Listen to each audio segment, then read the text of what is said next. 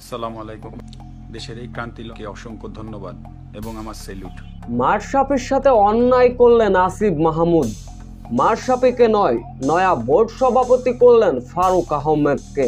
যা দেখে আসিফ মাহমুদকে একই বার্তা দিলেন মাশরাফি বিন মুর্তজা। ছাত্র আন্দোলন নিয়ে চুপ থাকার পরে অবশ্য মুখ খুলেছিলেন মাশরাফি বিন মুর্তজা।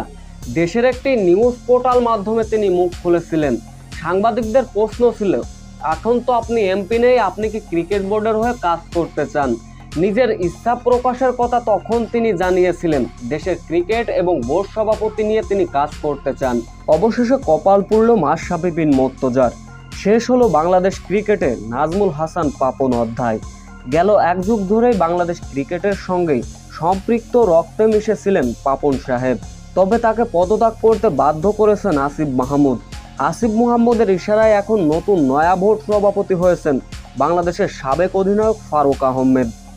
এদিকে ফারুক আহমেদকে সভাপতি করায় এক স্ট্যাটাসে মাশরাফি বিন মুর্তজা বলেন, পাপনের কালো অধ্যায় শেষ হলো, এখন নতুন আলোর দেখা পাবে বাংলাদেশ ক্রিকেট।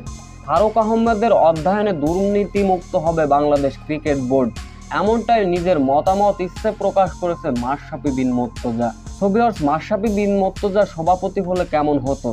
তবে কি ফারুক আহমেদের অধ্যয়নে বাংলাদেশ ক্রিকেটের উন্নতি ঘটবে বলে আপনারা মনে করেন? এ বিষয়ে অবশ্যই আপনাদের মূল্যবান কমেন্টটি করে যাবেন।